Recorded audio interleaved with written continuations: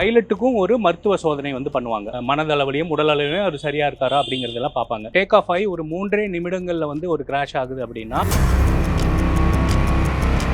இப்போ அந்த 3 நிமிடங்கள்ல என்ன வேணாலும் நிகழ்ந்திருக்கலாம்.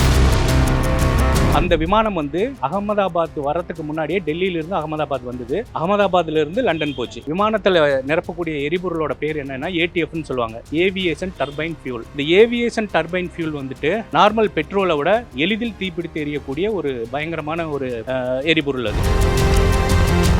இப்போ நாங்கள் ஏர்ஃபோர்ஸில் வந்து என்ன பண்ணுவோம் அப்படின்னா, அந்த பறவைகளை விரட்டுறதுக்கு பிஹெச்சிடி அப்படின்னு சொல்லுவோம். இவங்களோட வேலையே என்னன்னா, அந்த ஏர்ஃபீல்டு ஏரியாவில் இருக்கக்கூடிய பறவைகளை விரட்டுறது தான். மேல் எழும்பும் போது ஒரு கொஞ்சம் தூரம் பயணப்பட்ட போது அதில் வந்து ஏதாவது ஒரு பெரிய பருந்தோ கழுகோ மோதிச்சு அப்படின்னா, ஏர் ஃப்ரேமில் வந்து அந்த ஏர்கிராஃப்டோட ஸ்ட்ரக்சரில் வந்து கொஞ்சம் பெண்டு ஏற்படும். அந்த பெண்டோடையே அந்த ஏர்கிராஃப்ட் வந்து பறக்குது, அந்த விமானம் வந்து தொடர்ந்து பறக்குது அப்படின்னா, இதுக்கு மேலே எங்களால் புல் பண்ண முடியல, ஏர்கிராஃப்ட் வந்து மேலே போக மாட்டேங்குது அப்படின்னு சொல்லிட்டு போய் கீழே விழுது. இப்போ இது தரையில் போகக்கூடிய ஒரு வாகனமாக இருந்ததுன்னா, ஏதாவது ஸ்ட்ரகப் ஆச்சுன்னா தரையில் நிறுத்திக்கலாம், அது வேற ஒன்றும் நடக்காது. வானில் பறந்துட்டு இருக்கும்போது நிறுத்தினீங்களாலும் எங்கே கீழே தானே விழுது.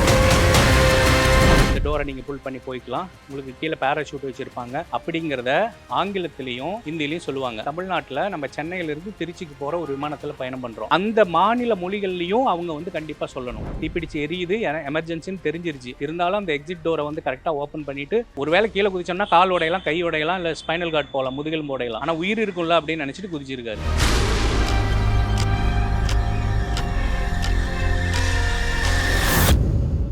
Meenakshi Academy of Higher Education and Research. Admissions open. Apply online. ஆச்சி பாதாம் ட்ரிங்க். ஆச்சி பாதாம் ட்ரிங்க் ஒன்னு வாங்குனா ஒன்னு ஃப்ரீ. சம்மர் ஹாலிடேஸ் வந்தாச்சு, நம்ம ஜிடி ஹாலிடேஸும் வந்தாச்சு. GT holidays, south India's number 1 travel brand. வணக்கம் சார். வணக்கம். ரொம்ப ஒரு துயரமான சம்பவம் நேத்தையிலிருந்து நம்ம எல்லாருமே பேசிக்கிட்டு இருக்கோம். இந்தியா முழுக்கவும் மட்டும் இல்லாம ஒட்டுமொத்த உலகமும் இந்த விஷயத்தை பேசிட்டு இருக்காங்க. அகமதாபாத்ல நடந்த அந்த விமான விபத்து அப்படிங்கிறது கிட்டத்தட்ட எல்லாருமே உயிரிழந்துட்டாங்க. அந்த ஒரு நபர் மட்டும் தப்பிக்காம இருந்திருந்தா அவரும் விழுந்திருப்பாரு. ஸோ இதை எப்படி புரிஞ்சுக்கலாம், என்ன மாதிரியான கோளாறு இருந்திருக்கும் சார்? ஒரு விமானம் வந்து கிளம்புது அப்படின்னாவே அந்த விமானத்தில் பல்வேறு துறை வல்லுநர்கள் வந்து ஆய்வு பண்ணுவாங்க.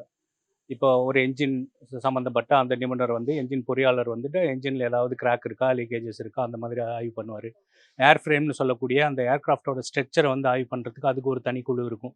இந்த மாதிரி நிறைய குழுக்கள் வந்து ஆய்வு பண்ணிட்டு தான் ஒரு விமானம் வந்து பறக்கிறதுக்கு தகுதியானதா இல்லையான்னு சொல்லிட்டு அவங்க முடிவு பண்ணி அவங்க ஒரு சான்றிதழ் கொடுப்பாங்க. அதுக்கப்புறம் தான் ஒரு விமானம் வந்து தரையிலிருந்து வானத்துக்கே போக முடியும். இதையெல்லாம் தாண்டி அந்த விமானத்தை ஓட்டக்கூடிய விமானி அவனும் வந்து பொதுவான ஒரு ஆய்வு பண்ணுவார். அந்த இதில் ஏதாவது வந்து கிராக்ஸ் இருக்கா, என்ஜினில் லீக்கேஜஸ் இருக்கா, லேண்டிங் கியர்னு சொல்லக்கூடிய அந்த டயரில் வந்து அந்த ஹைட்ராலிக் சிஸ்டமில் ஏதாவது லீக்கேஜஸ் இருக்கா அப்படிங்கிறதெல்லாம் அவரும் பார்ப்பார். இதெல்லாம் பார்த்ததுக்கப்புறம் அந்த பைலட்டுக்கும் ஒரு மருத்துவ சோதனை வந்து பண்ணுவாங்க, அந்த விமானிக்கும் மருத்துவ சோதனை பண்ணுவாங்க. அவர் முழுக்க அவர் உடல் திறன் வந்து ஒரு விமானத்தை செலுத்தக்கூடிய அளவுக்கு அப்போ அவரோட உளவியல் ரீதியாக அவர் சரியாக இருக்காரா, மனதளவிலையும் உடலளவிலையும் அவர் சரியாக இருக்காரா அப்படிங்கிறதெல்லாம் பார்ப்பாங்க. இத்தனையும் பார்த்ததுக்கப்புறம் தான் ஒரு விமானம் வந்து தரையிலிருந்து வானுக்கே போகும். இந்த மாதிரி போகும்போது இது வந்து ஒரு டேக் ஆஃப் ஆகி ஒரு 3 நிமிடங்கள்ல வந்து ஒரு கிராஷ் ஆகுது அப்படின்னா, 3 நிமிடங்கள். ஆமா 3 நிமிடம், அவ்வளவுதான், 3 நிமிஷம் தான். டேக் ஆஃப் நிறைய பேர் 30 செகண்ட்ஸ்னு சொல்றாங்கல்ல, 30 செகண்ட்ஸ் எல்லாம் இல்ல, 30 செகண்ட்ஸ்ல ரன்வே விட்டு போக முடியாது. 3 நிமிடங்கள். Okay, 3 minutes. 3 நிமிஷம். 3 நிமிஷத்துல தான் அது வந்து கிராஷ் ஆகுது. டேக் ஆஃப் ஆகி 3 நிமிஷம் ஆகுது.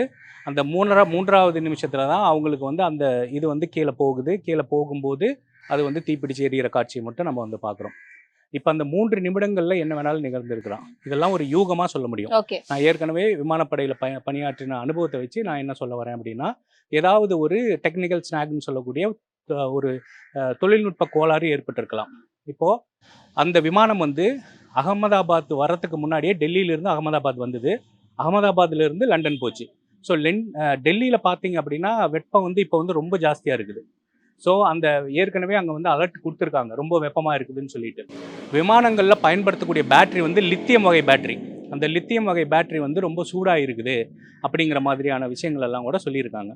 ஒருவேளை அந்த லித்தியம் பேட்டரி வந்து சூடாகி அந்திலிருந்து மின்கசிவு ஏற்பட்டு தீ விபத்து ஏற்பட்டிருக்கலாம் அப்படிங்கிறது ஒரு யூகமாக நம்ம வந்து பார்க்கலாம். இன்னொன்று அதுக்கான ஒரு ப்ராபபிலிட்டி என்ன இருக்குது அப்படின்னு சொல்லி பார்த்தோம் அப்படின்னா, அந்த என்ஜினில் இருக்கக்கூடிய எரிபொருள் போகக்கூடிய அந்த குழாய்கள்லேருந்து ஏதாவது ஒரு கசிவு ஏற்பட்டிருக்கலாம்.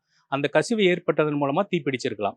இப்போது ஒரு விமானம் வந்து பறக்கிறதுக்கு எரிபொருள் ரொம்ப முக்கியம். இப்போது அந்த விமானத்தில் நிரப்பக்கூடிய எரிபொருளோட பேர் என்னென்னா ஏடிஎஃப்னு சொல்லுவாங்க, ஏவியேஷன் டர்பைன் ஃபியூல். இந்த ஏவியேஷன் டர்பைன் ஃபியூல் வந்துட்டு நம்ம நார்மல் பெட்ரோலை விட எளிதில் தீப்பிடித்து எரியக்கூடிய ஒரு பயங்கரமான ஒரு எரிபொருள் அது. ஓகே. ஆமாம். இப்போது அது அகமதாபாத்திலிருந்து லண்டன் போகுது அப்படின்னா அது ஒரு நீண்ட தூர விமான பயணம். அப்போது அந்த பயணத்துக்கு தேவையான எரிபொருளை கண்டிப்பாக நிரப்பியிருப்பாங்க. அது வந்து ஒரு 50,000 60,000 லிட்டர் வந்து உள்ளுக்குள்ளே இருந்திருக்கும். அப்போது ஒரு தீ விபத்து ஏற்படுதுன்னா எளிதில் தீப்பிடிச்சு எரியக்கூடிய எரிபொருள் உள்ளே இருக்குது. அந்த எரிபொருளை பிடிக்குது அப்படின்னா ஃப்ராக்ஷன் ஆஃப் செகண்டில் முழு விமானத்தையும் அது வந்து தீப்பிடிச்சிக்கும். இதில் வந்து நம்ம வந்து கண்ணிமைக்க நேரத்தில் பிடிச்சிக்கும். அதை அணைக்கிறது வந்து அவ்வளோ எளிது கிடையாது. ஸோ அந்த தீப்பிடித்த அந்த சூழலில் அந்த நொடியில் வந்து அங்கே நிறைய எக்யூப்மெண்ட் இருந்திருக்கும், நிறைய எலக்ட்ரிக்கல் காம்போனன்ட்ஸ் எல்லாம் இருந்திருக்கும். அதெல்லாம் தீப்பிடிச்சு எரியுது அப்படிங்கும்போது விமானி வந்து ஏடிசின்னு சொல்லக்கூடிய ஏர் டிராஃபிக் கண்ட்ரோல் கிட்ட வந்து அந்த தொடர்பு கொள்ளக்கூடிய அந்த சாதனம் கூட எரிஞ்சிருக்கலாம். ஸோ இந்த மாதிரியான எல்லா விஷயங்களையும் நம்ம வந்து பார்க்கும்போது இதுவும் ஒரு இந்த மாதிரி ஒரு அந்த எரிகுழாய் வந்து கசிவினால் கூட ஏற்பட்டிருக்கலாம், அதனால் விபத்து ஏற்பட்டிருக்கலாம் அப்படிங்கிற ஒரு யுகமும் நம்ம வந்து பார்க்கலாம். மூன்றாவது என்ன அப்படின்னு சொல்லி பார்க்க போனால் நிறைய பேர் என்ன சொல்கிறாங்கன்னா பறவைகள் தாக்கி இருக்கக்கூடும். பறவைகள் வந்து மிகப்பெரிய ஒரு எதிரின்னு சொல்லலாம் விமானத்துக்கு. இப்போ நாங்கள் ஏர்ஃபோர்ஸில் வந்து என்ன பண்ணுவோம் அப்படின்னா அந்த பறவைகளை விரட்டுறதுக்கு பிஹெச்சிடி அப்படின்னு சொல்லுவோம், பேர்டு ஹசார்ட் காம்பேக்ட் டீம் அப்படின்னு ஒன்று இருக்கும். இவங்களோட வேலையே என்னென்னா அந்த ஏர்ஃபீல்டு ஏரியாவில் இருக்கக்கூடிய பறவைகளை விரட்டுறது தான். நாங்கள் ஏர்ஃபோர்ஸில் அந்த மாதிரி ஒரு டீம் வந்து வச்சுருந்தோம். இப்போ இது வந்து அகமதாபாத் வந்து விமான நிலையம். இதில் வந்து அந்த பறவைகளை விரட்டுறதுக்கான விஷயங்கள் வச்சுருந்தாங்களா அப்படிங்கிறது எனக்கு தெரியாது. ஸோ அதனால் ஒரு பேர்டு வந்து ஹிட் பண்ணியிருக்கு, ஒரு பறவை வந்து தாக்கியிருக்குதுன்னு சொன்னால் கூட அது என்ஜினில் போய் பட்டிருந்தா தான் அந்த என்ஜின் வந்து தீப்பிடிச்சு எரிஞ்சிருக்கும். இப்போ ஒரு பறவை வந்து என்ஜின் வழியாக போகுது அப்படின்னா அந்த என்ஜின் வந்து கண்டிப்பாக சேதமடையும். பறவைனால வர ரிஸ்க் ஃபேக்டர் வந்து என்ஜின்ல பட்டா மட்டும்தான். ஆமாம், என்ஜினில் பட்டா மட்டும்தான் அப்படின்றத தாண்டி அதோட ஏர் ஃப்ரேம்னு அதோட ஸ்ட்ரக்சர் ஆக்சுவலி எல்லா விமானங்களுமே வந்து இலகு ரக அலுமினியமால் தயாரிக்கப்பட்டதாக இருக்கும். அப்போ ஒரு விமானம் வந்து மேல் எழும்பும் போது ஒரு கொஞ்சம் தூரம் பயணப்பட்ட போது அதில் வந்து ஏதாவது ஒரு பெரிய பருந்தோ கழுகோ மோதிச்சு அப்படின்னா ஒரு அந்த அந்த அந்த ஏர் ஃப்ரேமில் வந்து அந்த ஏர்கிராஃப்டோட ஸ்ட்ரக்சரில் வந்து கொஞ்சம் பெண்டு ஏற்படும். அந்த பெண்டோடையே அந்த ஏர்கிராஃப்ட் வந்து பறக்குது, அந்த விமானம் வந்து தொடர்ந்து பறக்குது அப்படின்னா காற்றினோட அழுத்தம் இருக்கும். அவங்க போகக்கூடிய வேகமாக ஒரு 400-500 கிலோமீட்டர் ஸ்பீடில் போகும்போது காற்றினோட வேகம் காற்றினோட அழுத்தத்தில் அந்த பெண்டு வந்து பெருசாயிட்டே போகும்போது அந்த விமானத்துக்கான பேலன்ஸ் கிடைக்காது. அந்த ஏரோ டைனமிக் ஷேப் இருந்தால் மட்டும்தான் அது காற்றை வந்து கிழிச்சிக்கிட்டு அதனால முன்னாடி போக முடியும்.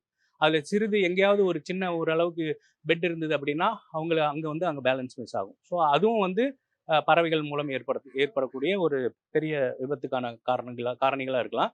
பட் அது வந்து ஒரு விமானம் வந்து ஒரு குறிப்பிட்ட அளவு பறந்ததுக்கு அப்புறம் வந்து இந்த மாதிரியான காரணிகளை நம்ம வைக்கலாம். இப்போ இந்த இதில் வந்து ஒரு வேளை ஏதாவது ஒரு பறவை பெரிய கழுகோ பருந்தோ வந்து என்ஜின்குள்ளே போயிருந்தது அப்படின்னா அது என்ஜின் தீப்பிடிச்சிருந்துருக்கலாம் அப்படிங்கிற மாதிரி ஒன்று பார்க்கலாம். இது எல்லாமே யூகங்கள் தான். இப்போ நாங்கள்லாம் பணியாற்றுனதை வச்சு இப்போ அந்த அனுபவங்களை வச்சு இது சொல்லக்கூடிய யூகங்கள் தான்.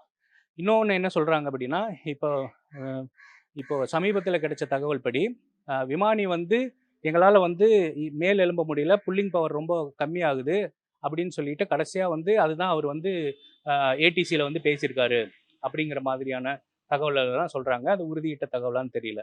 ஏன்னா இதுக்கு மேலே எங்களால் புல் பண்ண முடியல, ஏர்கிராஃப்ட் வந்து மேலே போக மாட்டேங்குது அப்படின்னு சொல்லிட்டு போய் கீழே விழுது அப்படிங்கிற மாதிரியான விஷயங்கள் எல்லாம் சொல்லியிருக்காங்க. ஓகே. ஏன்னா நம்மளால அதில் பார்க்க முடியுது. அந்த வீடியோ 2 வீடியோ வெளியாக இருந்துச்சு. அதில் ஒரு வீடியோ அந்த வீட்டு ஜன்னல்ல இருந்து எடுக்கிறதுல ஏரோப்ளேன் வந்து மேலே டேக் ஆஃப் ஆகுது, மேலே போய்கிட்டே இருக்கு, திரும்பவும் ஒரு கட்டத்துக்கு அப்புறம் கீழே இறங்கி அதுக்கப்புறம் தான் அது கிராஷ் ஆகுது நம்மளால பார்க்க முடியுது. ஸோ அது மேலே எழும்ப முடியல அப்படின்ற சுச்சுவேஷன்ல அவங்க முன்னாடியே நிறுத்தி இருக்க முடியுமா, இல்லை மேலே ஸ்டார்ட் பண்ணி டேக் ஆஃப் ஆனதுக்கு அப்புறம் தான் உங்களுக்கு தெரியுமா அதுக்கு மேலே பறக்க முடியல? இப்போ இது தரையில் போகக்கூடிய ஒரு வாகனமாக இருந்ததுன்னா ஏதாவது ஸ்ட்ரக் ஆச்சுன்னா தரையில் நிறுத்திக்கலாம், அது வேற ஒன்றும் நடக்காது. வானில் பறந்துட்டு இருக்கும்போது நிறுத்தினீங்களாலும் எங்கே கீழே தானே விழும். ஸோ அது ஒன்றுமே பண்ண முடியாது. இதுதான் வந்து விமானங்களில் இருக்கக்கூடிய ஒரு சிக்கல். நீங்கள் உங்களுக்கு எமர்ஜென்சி தெரியுது அப்படின்னா உங்களால் லேண்ட் பண்ண முடியும் அப்படின்னா அது கொஞ்சம் தூரம் கிளைடிங் பண்ணி போய் பண்ணலாம், வேறு ஏதாவது கோளாறாக இருந்தது அப்படின்னா. ஆனால் இது தீப்பிடிச்சா எரியுது அப்படிங்கும்போது வேற ஒன்றுமே பண்ண முடியாது. விமானம் விழப்போகுதுன்னு தெரிஞ்ச உடனேயே அந்த ஒரு நபர் மட்டும் எமர்ஜென்சி எக்ஸிட் வழியா வெளியே குதிச்சிருக்காருன்னு சொல்றாங்கல்ல சார்.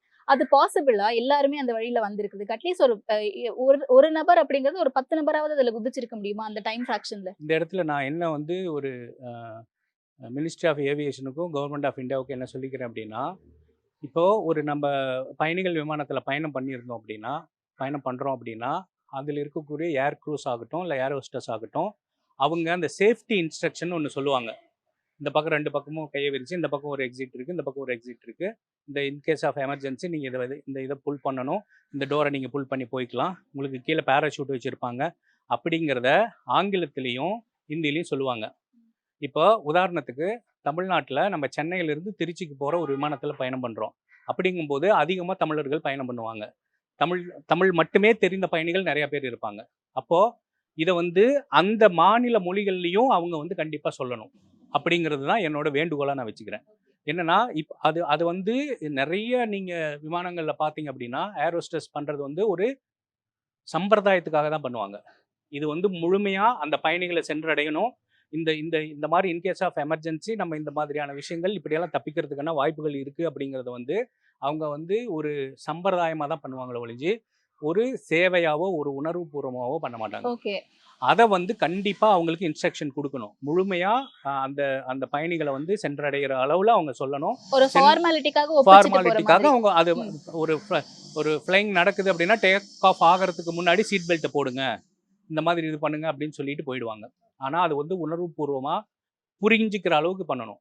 அதே மாதிரி பயணிகளும் அந்த சமயத்தில் அவங்க என்னதான் சொல்கிறாங்க, நிறையா பேர் வந்து ஃப்ரீக்வெண்ட்லி ஃப்ளைங் பண்ணலாம், இருந்தாலும் அதை தொடர்ந்து நம்ம கேட்கும்போது இப்போ அந்த பயணி எனக்கு தெரிஞ்சு நிறைய முறை பயணம் பண்ணியிருப்பார், அல்லது அந்த விமான பணிப்பெண் சொன்னதை வந்து முறையாக கேட்டிருப்பார். அதனால் அவர் வந்து தீப்பிடிச்சு எரியுது, எமர்ஜென்சின்னு தெரிஞ்சிருச்சு, இருந்தாலும் அந்த எக்ஸிட் டோரை வந்து கரெக்டாக ஓப்பன் பண்ணிவிட்டு ஒருவேளை கீழே குதிச்சோம்னா கால் உடையலாம், கை உடையலாம், இல்லை ஸ்பைனல் கார்டு போகலாம், முதுகெலும்பு உடையலாம், ஆனால் உயிர் இருக்கும்ல அப்படின்னு நினச்சிட்டு குதிச்சிருக்காரு. இந்த விஷயத்தை வந்து நிறைய பேர் ஃபாலோ பண்ணி குதிச்சிருக்கலாம். ஆனால் யாருக்குமே வந்து அந்த அந்த மாதிரி ஒரு எமர்ஜென்சி எக்ஸிட் ஒன்று இருக்குது, அந்த டைமில் வந்து அந்த சமயோசித புத்தியை பயன்படுத்தி நம்மளும் எட்டி குதிக்கணும் அப்படிங்கிற விஷயம் வரல. ஏன்னா இவங்களுக்கு இந்த சேஃப்டி இன்ஸ்ட்ரக்ஷன் வந்து முறையாக அவங்க மனசுக்குள்ள அந்த பயணிகள் பதிய வச்சுக்கல. ஓகே.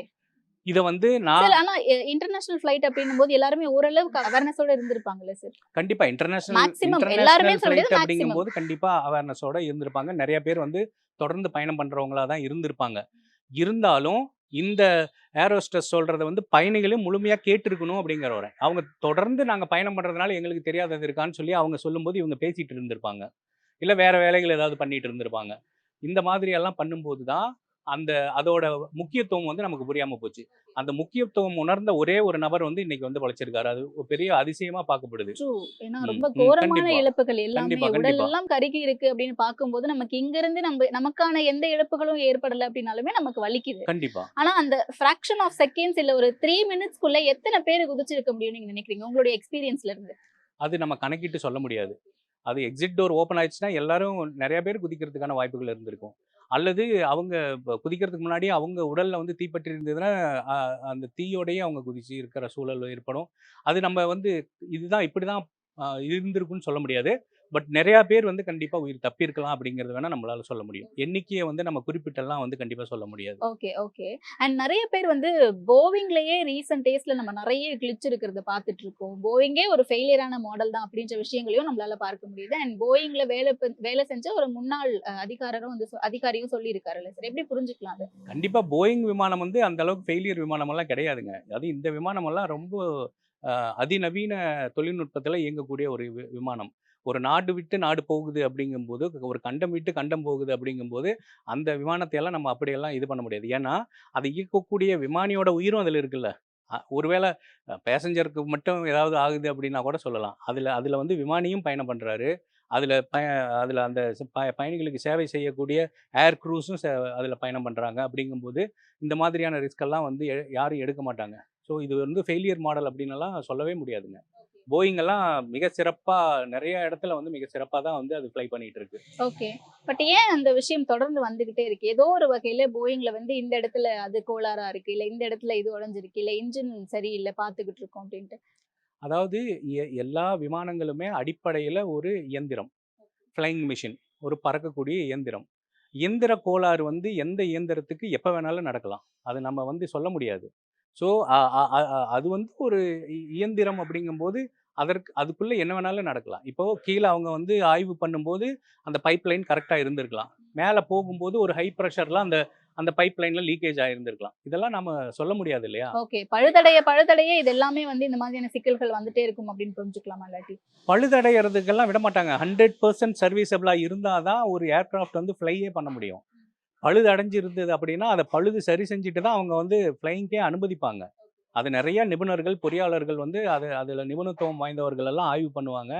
அதுக்கப்புறம் தான் அதை வந்து அனுப்புவாங்க. எல்லா ஒரு இப்போ டெல்லியிலேருந்து இங்கே வருது, இங்கே அகமதாபாத் வருது. அகமதாபாத்லேருந்து லண்டன் கிளம்புதுன்னா ஃப்ரீ ஃப்ளைட் செக் பண்ணுவாங்க கண்டிப்பாக. ஓகேங்களா? ஸோ அந்த அந்த அந்த ஆய்வெல்லாம் பண்ணாமல் எந்த விமானமுமே வந்து வானத்தில் போகவே முடியாது. அதனால் இந்த டவுட் வந்து யாருக்குமே வர தேவையில்லைன்னு நான் நினைக்கிறேன். அது பழுதடைஞ்ச விமானத்தில் வந்து பயணம் வந்து மேற்கொண்டுட்டாங்க அப்படிங்கிற மாதிரியான விஷயங்கள் இல்ல எல்லாம் கிடையவே அதுதான் கிடையாது. சொல்றேன். போயிங்கை சார்ந்த ஒரு அதிகாரி வந்து இந்த விஷயத்த மென்ஷன் பண்ணியிருக்காரு. ஏஜ் ஆக ஆக அதனுடைய தன்மை அப்படிங்கிறது இந்த மாதிரியான சிக்கல்களுக்கு உள்ளாகும். இந்திய விமானப்படையில் MiG-21 அப்படிங்கிற போர் விமானம் இருக்குது. 40 வருடமாக பறந்துக்கிட்டு இருக்கு. ஓகேங்களா? அப்போ அப்படி பார்க்கும்போது இதெல்லாம் வந்து அதுக்கு ரொம்ப சின்ன குழந்தைன்னு தான் சொல்லணும். அது அப்படி இல்லைங்க. அந்த அந்த விமானம் வந்து சர்வீஸபிளாக இருக்குதா அப்படிங்கிறது தான். என்ஜின் வந்து நல்லா வேலை செய்யுதா? அதோட ஏர்ஃப்ரேம் ஸ்ட்ரக்சர் எல்லாம் சரியாக இருக்கா? அதோட லேண்டிங் கியர் மாதிரி அந்த ஹைட்ராலிக் சிஸ்டம் எல்லாம் ஒழுங்காக வேலை செய்யுதா? சென்சார்லாம் ஒழுங்காக வேலை செய்யுதா? இதெல்லாம் தான் ஆய்வு பண்ணுவாங்க. எல்லாம் கரெக்டாக இருந்தால் மட்டும்தான் ஒரு ஃப்ளைட்டுக்கு வந்து ஃப்ளையிங் அனுமதியே கிடைக்கும். ஓகே. அண்ட் இந்த ஃப்ளைட்லயே நீங்க சொன்ன மாதிரி டெல்லியில இருந்து முதல்ல அகமதாபாத் வந்திருக்கு. But Delhi to Ahmedabad travel பண்ண ஒரு நபர் வந்து ஒரு ட்வீட் போடுறாரு. கொஞ்ச நேரத்துக்கு முன்னாடி வந்து டெல்லியில இருந்து நான் புறப்பட்டு வந்தேன் அகமதாபாத்துக்கு. ஆனா நான் உட்கார்ந்திருக்கும் போதே அந்த ஃப்ளைட் வந்து டேக் ஆஃப் ஆகுறதுக்கு முன்னாடி அங்க ஏசி வேலை செய்யல. அங்க இருந்த ஸ்கிரீன் மானிட்டர் வேலை செய்யல. நிறைய பேர் பாத்தீங்கன்னா பேப்பர் வச்சு விசிறிட்டு இருந்தாங்க. ஸோ இப்படிதான் அந்த ஃப்ளைட்டோட கண்டிஷன் இருந்துச்சுன்னு சொல்றாங்க. ஸோ இதுக்கும் இந்த கிராஷ்க்கும் ஏதாவது சம்பந்தம் இருக்கா? ஏசி வேலை செய்யாமல் இருக்கிறதுக்கெல்லாம் வாய்ப்பு இல்லைங்க. ஏர்கிராஃப்ட் வந்து அதெல்லாம் நடக்கும். ஆனால் அந்த ஏர் ப்ரெஷர் வந்து அப் அண்ட் டவுன் பண்ணுவாங்க. ஒரு ஒரு ஃப்ளையிங் நடக்குது அப்படின்னா அந்த அந்த அந்த அவங்க க்ளவுடை கிராஸ் பண்ணி போகும்போது சில இடத்துல அவங்க ப்ரெஷர் ரொம்ப கம்மி பண்ணுவாங்க. அப்போ தான் அந்த காதெல்லாம் அடைக்கிற மாதிரிலாம் இருக்கும். ஒரு மாதிரி நீங்கள் ஃப்ளையிங் பண்ணியிருக்கும்போது உங்களுக்கு தெரியும். ரொம்ப ப்ரெஷரை வந்து அதிகமாக போடுவாங்க. அதிகமாக போடும்போது காதெல்லாம் அடைக்கும். அதுக்காக தான் காதுலலாம் நிறைய பேர் பஞ்சு வச்சுக்குவாங்க. ஸோ சில இடத்துல வந்து அந்த ப்ரெஷரை ரிலீஸ் பண்ணுவாங்க. அது அவங்க ஃப்ளையிங்க்காக வந்து பைலட் பண்ணுற விஷயம். அது வந்து நடந்திருந்திருக்கலாம். அப்போ வந்து ஏசியோட இது வந்து இல்ல எனக்கு டேக் ஆஃப் ஆகுறதுக்கு முன்னாடி ஏசி எல்லாம் ஓடலன்னு சொல்லி ஒரு வீடியோ எடுத்து பதிவிடுறாரு அவரு. அது அவரோட அந்த பர்சனல் இது வந்து நம்ம சொல்ல முடியாது. அந்த மாதிரி பார்த்தோம்னா எந்த விமானங்களும் அந்த மாதிரி ஏசி எல்லாம் இல்லாமலாம் பறக்கிறதுக்கான வாய்ப்புகள் எல்லாம் கிடையாதுங்க. Okay, okay. அண்ட் அது பிளாக் பாக்ஸ் கண்டுபிடிச்சிருக்காங்க. பிளாக் பாக்ஸ்ல என்ன மாதிரியான தகவல்கள் எல்லாம் நம்ம எடுக்கலாம்? ஆமாமா. இது வந்து சரியா 2 நபர்கள் தான் சொல்ல முடியும். யார் அப்படின்னா கருப்பு பெட்டி. கருப்பு பெட்டி இன்னொன்று வந்து சிவிஆர்னு சொல்லுவாங்க. காக்பிட் வாய்ஸ் ரெக்கார்டர் அப்படிம்பாங்க. அதாவது விமானியோட இறுதி உரையாடல் அப்படிங்கிறதெல்லாம் அந்த காக்பிட் வாய்ஸ் ரெக்கார்டரில் இருக்கும். இதில் பிளாக் பாக்ஸில் ஃப்ளைங் ஆரம்பித்து முடிகிற வரையிலும் பைலட் என்னெல்லாம் பண்ணினார், எந்த கருவிகளெல்லாம் அவர் வந்து ஆன் பண்ணார், எந்த கருவிகளெல்லாம் அவர் ஆஃப் பண்ணலை, ஆன் பண்ணலை, ஆஃப் பண்ணலை அப்படிங்கிற மாதிரியான எல்லா செயல்பாடுகளையும் பதிவு பண்ணுறது தான் பிளாக் பாக்ஸ். அண்ட் இந்த ஃப்ளைட்டுமே வந்து ரெசிடென்ஷியல் ஏரியால போய் இடிச்சதுனால தான் அவ்வளோ பெரிய பிளாஸ்ட். ஒருவேளை சமதளம் இருந்து அந்த இடத்துல ஸ்மூத்தா லேண்ட் பண்ண ட்ரை பண்ணியிருந்தாங்கன்னா கூட ஒரு சில உயிர்களோட தப்பிச்சிருக்கலாம் அப்படின்ற விஷயமும் சொல்லப்படுதுல. அது ட்ரூ தானா சார்? அதாவது விமானம் வந்து ஓடுதளத்துலேருந்து ரன்வேலேருந்து டேக் ஆஃப் ஆகிடுச்சு. டேக் ஆஃப் ஆனதுக்கு அப்புறம் இமீடியட்டாக 3 நிமிடங்கிறது வந்து ரொம்ப குறுகிய ஒரு காலம் தானே. அந்த இதுக்குள்ளே அந்த விமானத்தை வந்து திருப்பிட்டு மறுபடியும் ரன்வேல லேண்ட் பண்ணுறதெல்லாம் கண்டிப்பாக முடியாது. ஏன்னா 3 நிமிடங்கிறது ரொம்ப குறுகிய காலகட்டம். அந்த 3 நிமிடத்துக்குள்ளே எல்லாமே கண்ணை மூடி முழிக்கிறதுக்குள்ளே நடந்துருச்சு. அப்போ வந்து அந்த விமானத்தை திருப்பிட்டு நம்ம மறுபடியும் ரன்வேல லேண்ட் பண்ணுறதுக்கான சாத்தியக்கூறுகள் ரொம்ப ரொம்ப குறைவு. அவர் கண்டிப்பாக எல்லா பைலட்டுகளுமே வந்து கண்டிப்பாக வந்து விமானத்தையும் முதல்ல பயணிகளையும் விமானத்தையும் பாதுகாக்கணும், தன்னோட உயிரையும் பாதுகாக்கணும் அப்படின்னு நினச்சிட்டு தான் ஒவ்வொரு விமானியுமே வந்து கண்டிப்பாக விமானத்தை வந்து செலுத்துவாங்க. அந்த மாதிரி இருக்கும்போது இது திருப்பிட்டு வந்து பண்ணுறது அப்படிங்கிறது சாத்தியக்கூறு கம்மி. ஆனால் ஒருவேளை இது வந்து டேக் ஆஃப் ஆகிறது வந்து அந்த ரன்வே ஏரியாக்குள்ளேயே விமான நிலையத்துக்குள்ளேயே இருந்திருந்தது அப்படின்னா அந்த கிராஷ் ஃபயர் டெண்டர் அப்படின்னு சொல்லி ஒன்று இருக்கு உள்ள. இந்த மாதிரி கிராஷ் ஆயிடுச்சு அப்படின்னாவே கிராஷ் க்ரூஸ்னு இருக்காங்க, கிராஷ் ஃபயர் டெண்டர்னு இருக்குது, கிராஷ் ஆம்புலன்ஸ்னு இருக்குது. இந்த கிராஷ் ஃபயர் டெண்டர் அப்படின்னா என்ன அப்படின்னா இப்போ பெரிய பெரிய விமான தீ விபத்துகளாக ஏற்பட்டுச்சு அப்படின்னா அந்த தீயை அணைக்கக்கூடிய எக்ஸ்பர்ட்ஸ் வந்து அதில் இருப்பாங்க. கிராஷ் ஃபயர் டெண்டர் நம்ம வெளியில் நீங்கள் டொமஸ்டிக் ஃபயர் டெண்டர்லாம் பார்த்துருப்பீங்க. அது வந்து டொமஸ்டிக் ஃபயர் டெண்டர். இது வந்து crash fire tender. Crash fire டெண்டரில் வந்து ஃபோம் இருக்கும், அப்புறம் ட்ரை கெமிக்கல் பவுடர் இருக்கும். இதெல்லாம் தான் வந்து விமானத்தில் ஏற்படக்கூடிய தீயை வந்து இமீடியட்டாக அணைக்க முடியும். ஏன்னா தண்ணி ஊற்றி அணைக்க முடியாது. ஸோ அதனால் இந்த கிராஷ் ஃபயர் டெண்டர் வந்து இந்த கிராஷ் ஃபயர் டெண்டரெல்லாம் அதோட வேகங்களே பார்த்தீங்கன்னா 6 செகண்டில் வந்து 80 கிலோமீட்டர் ஸ்பீடில் போகக்கூடிய வாகனங்கள், அந்த மாதிரியான வாகனங்கள். ஸோ அந்த மாதிரியான கிராஷ் ஃபயர் டெண்டர்ஸ்லாம் இது வந்து ஒருவேளை விமான நிலையத்துக்குள்ளே இந்த விபத்து ஏற்பட்டிருந்தது அப்படின்னா அவங்க விரைந்து போய் நிறைய இமீடியட்டாக அந்த ரெஸ்கியூ எல்லாம் பண்ணி நிறைய பேரை காப்பாற்றிருப்பாங்க. இது கொஞ்சம் வெளியே அப்படிங்கிறதுனால கிராஷ் ஃபயர் டெண்டர் கண்டிப்பாக போயிருக்கும். ஆனாலும் வெளியில் ஏரியாவை கண்டுபிடிச்சி அவங்க அங்கே போய் சேர்றதுக்குள்ளே அது நிறையா எரிஞ்சிருச்சு. அது இல்லாமல் அது ஒரு ரெசிடென்ஷியல் ஏரியா, ஒரு மெடிக்கல் காலேஜோட ஹாஸ்டலில் தான் போய் விழுந்திருக்கு, அது மேலே தான் போய் விழுந்திருக்கு. அப்படிங்கும்போது அதை கண்டுபிடிச்சி உள்ளே போகிறதுக்கு கொஞ்சம் டைம் ஆகிருக்கும். ஸோ அதுக்குள்ளே ஒரு 60,000-70,000 லிட்டர் ஏடிஎஃப் வந்து எரியுது அப்படிங்கும்போது ஒன்றுமே பண்ண முடியாது. ஓகே. அண்ட் நீங்க ஆரம்பத்துல சொல்லியிருந்தீங்க 60,000-70,000 லிட்டர் ஏடிஎஃப் வந்து அதுக்குள்ள இருக்கு அப்படின்னும் போது அது இன்னும் ரிஸ்க் ஃபேக்டர் அதிகமாயிடுச்சு அப்படின்னு சொல்லிட்டு, ஒருவேளை அதுல ஃபியூல் கம்மியா இருந்திருந்தால் இது கொஞ்சம் தவிர்த்திருக்கலாம். கம்மியா இருந்திருந்ததுன்னா அவங்க ஃப்ளை பண்ணி லண்டன் போக முடியாது. ஓகே, அது அந்த ஒரு லண்டன் சிக்கல் இருக்கு. போறதுக்கான எரிபொருள் என்ன தேவையோ அதை மட்டும்தான் நிரப்புவாங்க. புரியுது. அது ஏர் இந்தியா மாதிரியான விமானங்கள் எல்லாம் வந்து பாத்தீங்க அப்படின்னா டோட்டலா அதோட எடையில வந்து 90% தான் அலோவ் பண்ணுவாங்க. ஒரு பிரைவேட் 100% போட மாட்டாங்க. ஏர்லைன்ஸாக இருந்தால் கூட 100% கார்கோ எல்லாம் ஏற்றுவாங்க. 100% வெயிட்டுக்கு ஏற்றுவாங்க. ஏன்னா அவங்களுக்கு ரெவன்யூ கிடைக்கும் நிறைய கார்கோ ஏற்றும் போது. இவங்க அந்த மாதிரியான ரிஸ்க்கை கூட எடுக்க மாட்டாங்க. இப்போ ஒரு ஏர்கிராஃப்ட் வந்து 100% வந்து எடையை தாங்கக்கூடியதாக இருந்ததுன்னா 90% எடையை மட்டும்தான் அவங்க அலோவ் பண்ணுவாங்க. இதில் வந்து பேசஞ்சரோட வெயிட்டு 242 பேரோட வெயிட்டு, ஏர் க்ரூஸ் 12 பேரோட வெயிட்டு, பைலட் 2 பேரோட வெயிட்டு, அப்புறம் பேசஞ்சர் கொண்டு வந்திருக்கிற லக்கேஜோட வெயிட்டு, இதெல்லாம் கணக்கிட்டு தான் அவங்க வந்து பண்ணியிருப்பாங்க. அதில் 90% எடையை மட்டும்தான் அவங்க எடுத்திருப்பாங்க.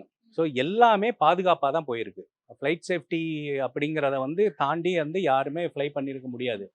இது என்ன நடந்தது அப்படிங்கிறது வந்து நமக்கு பிளாக் பாக்ஸ் வந்து அதில் இருக்கக்கூடிய விவரங்களை தெரிஞ்சுக்கிற அந்த நிபுணர்கள் இருக்காங்க. ஏர் ஆக்சிடென்ட் இன்வெஸ்டிகேஷன் டீம் அப்படிங்கிறவங்க வந்து அதை பற்றின நிபுணத்துவம் வாய்ந்தவர்கள் எல்லாம் அந்த பிளாக் பாக்ஸில் என்னன்னு சொல்லுவாங்க. அதுக்கப்புறம் கவர்மெண்ட் ஆஃப் இந்தியா அவங்களும் அது வந்து முழுமையான தகவலை வந்து பொதுமக்களுக்கு சொல்லலாமா வேண்டாமா அப்படிங்கிறதெல்லாம் அது வந்து அரசு தான் முடிவு பண்ணும்.